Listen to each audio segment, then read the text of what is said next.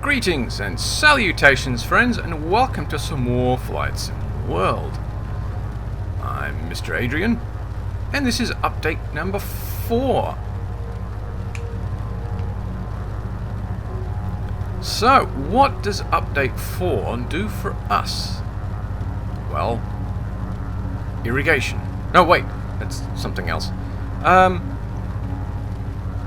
Update 4 brings us a couple of really cool options and updates. First of all, you can now publish your flight plans on the Steam Workshop. And you can also browse for, subscribe and use flight plans created by other players on the Steam Workshop. So you can't just upload them, you can download them too. Nice. So we've got a lot of bug fixes with various aircraft. Ooh, hello. There's a mountain. The RV7 tuned audio to make engine sound more powerful at high throttle and more fluid when changing speed. I haven't actually trimmed this aircraft, it just seems to be flying itself. That's awesome. Points if you know where I'm currently flying.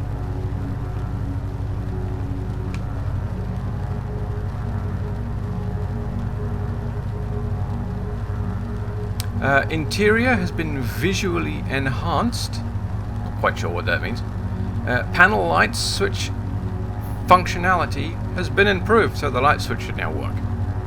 That's what they're basically saying. The light switch now works. The exterior lights are also now toggleable with Control L. The Seneca. I quite like the Seneca myself, actually. It's a nice little aircraft. Come on, trim down, down, down. Tap. There we go. Alright, I'd rather go down than up. See, now I can increase my speed a little bit. LOD improvements on the Seneca. See, now it's just gone the other way now. Well, I want to get down below the clouds anyway. The target altitude is now able to be set on the primary flight display for the autopilot, which is also quite handy. I had to find that weird knob thing and twiddle that. Brake functionality has been improved. Speaking of brakes,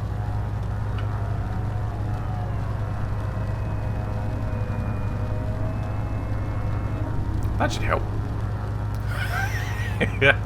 Whoops. Altimeter hold and altitude can now be set. The UI now works as well as the dial plus and minus and scroll mouse. The yaw switch functionality has also been improved. I think I may have sped her up a little bit too much there. The Cherokee. Yeah, this has got a very claustrophobic cockpit on it, this one.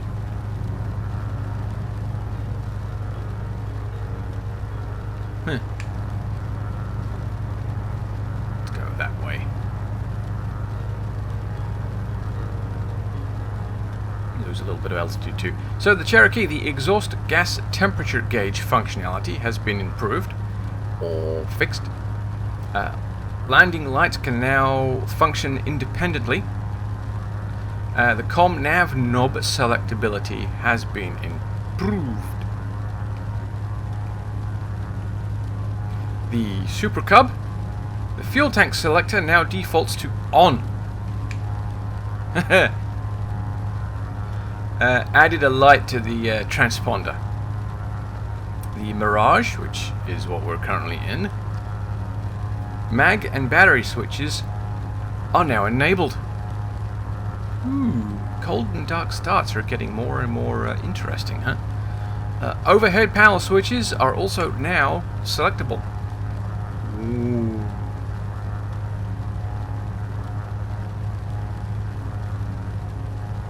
Yeah, I'm not going to fiddle with them. The GSI added to horizontal situation indicator. Whatever that is. Oh yeah. see it. That's because I'm not on a glide slope. And the GN 530 range functionality has been improved. The buttons can be left clicked for function, or a mouse wheel can be used in the center part. Ooh, it's a little bit of a jittery jerky bit.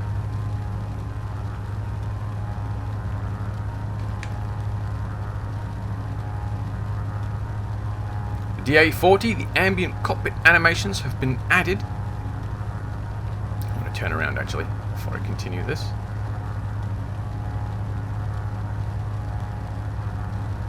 Oop, too much rudder.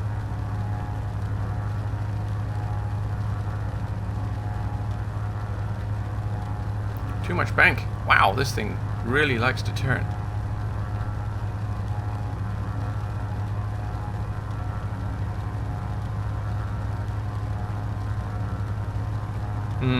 You know, flying around a valley like this with mountains on either side in the clouds, probably not the smartest move I've made today.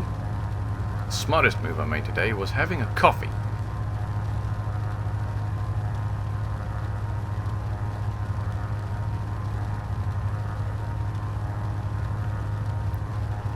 Something I may repeat shortly. Yeah, let's get around that mountainside there. And if you look out of the left window, you will see some rocks.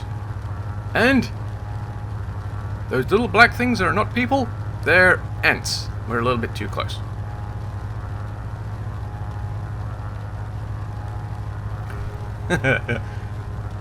Ooh, pretty. The texture lodding has been fixed as well, by the look of it. Although, some of that was also me fixing it. So where were we? Yes, the DA40, the ambient cockpit animations have been added. The G1000 RPM reading functionality has been improved. That's the airport. I thought I'd gone further than that.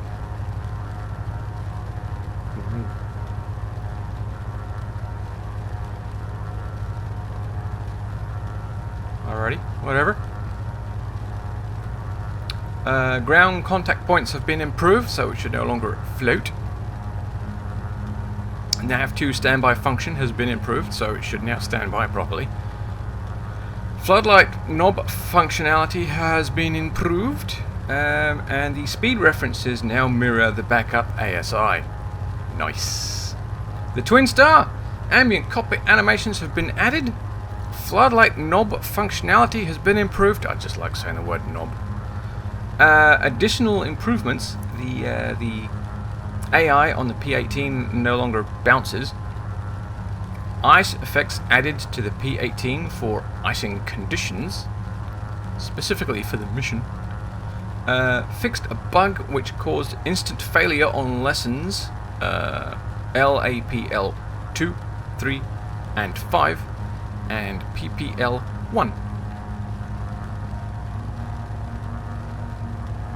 And background engine sound now stops after you crash. Now when they say crash, oh yes, like literally when you smash your aircraft into an object and the flight restarts, the engine sound now stops. And there's been some improvements for the performance in full screen mode if you're running in multi-monitor setup. Nice. So, have you guessed where I'm flying yet? Oh, that's probably not very helpful. Hang on. I'm flying correctly in the air. Yes, absolutely well spotted.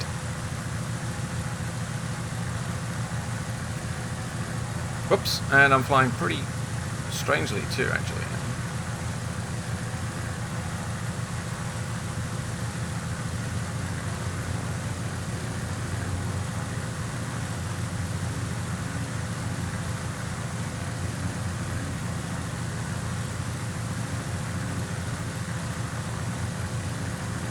I'm actually flying around Innsbruck in Austria. Hmm. So, Innsbruck, huh? Okay, well, it looks like this place has been around since the early Stone Age. Surviving pre-Roman place names actually show the area has been populated continuously since then.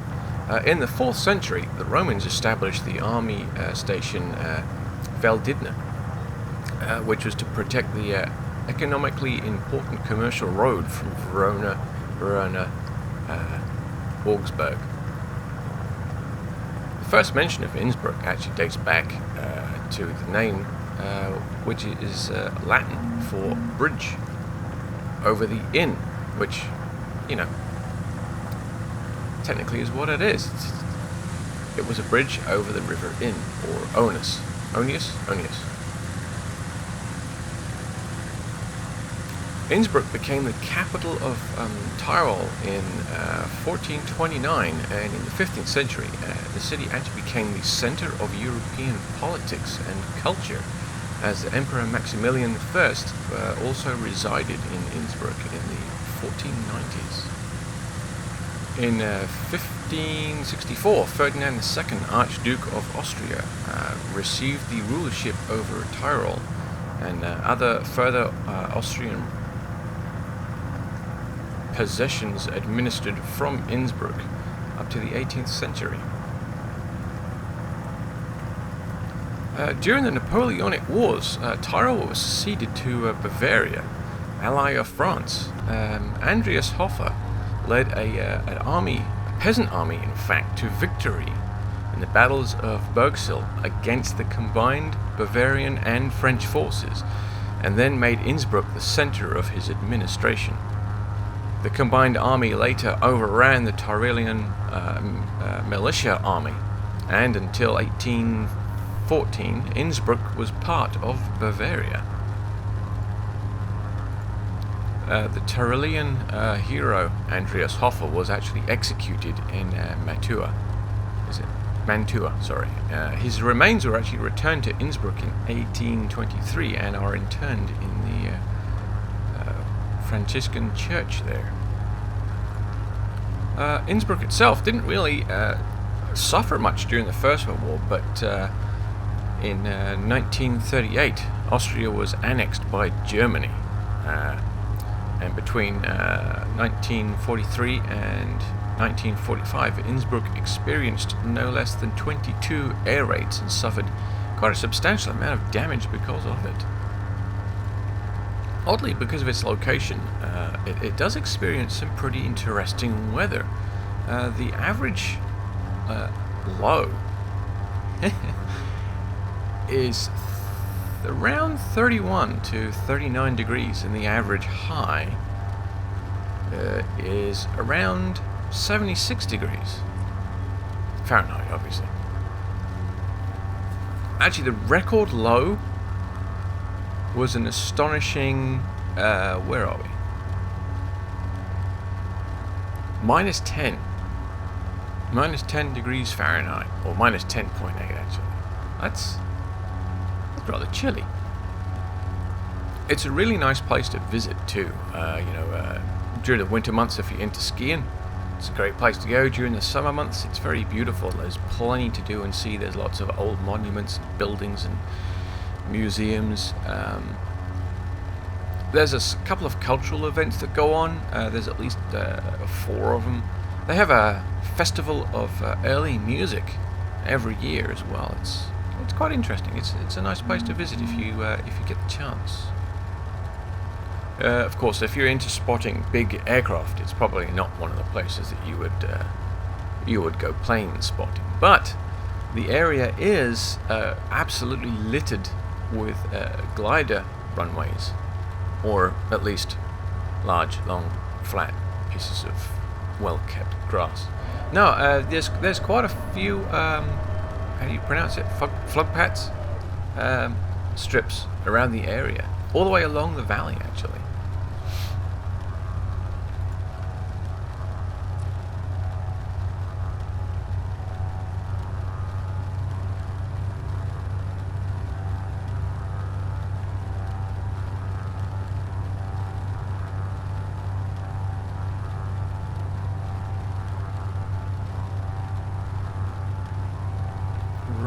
let's see if I can get this down. Windows just popped up a very helpful message about wanting to restart, so yeah. It was a little bit distracting. Thanks, Windows.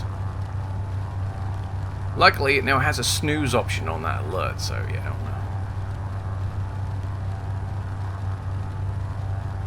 It's a bit blustery. I'm doing the what is it? The cold front, which is why it's a little bit gloomy and just definitely a little bit windy.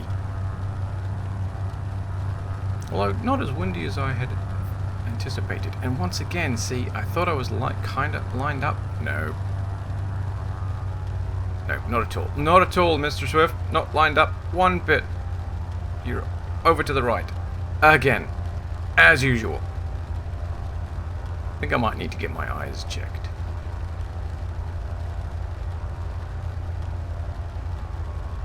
Coming in a little bit fast, actually. 80 knots.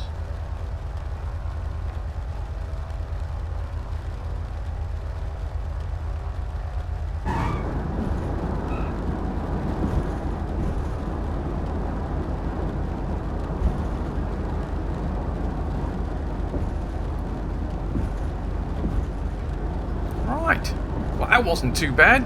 I've done worse. It was on the wrong way. It was almost in the middle, actually. Anyway, that's it. I'm just gonna slide to a standstill here. Woo! Look, I got some hours. Nice. Let's just roll her off the wrong way. It seems like the right thing to do. Oh, there's an exit down there, but I can't be bothered. That's it, boys and girls. That's the update. That's a little bit of news. Nothing tremendous. Really, I got to stop using the word update. It's more of a patch. Anyway, that's it for the minute. I will see you anon.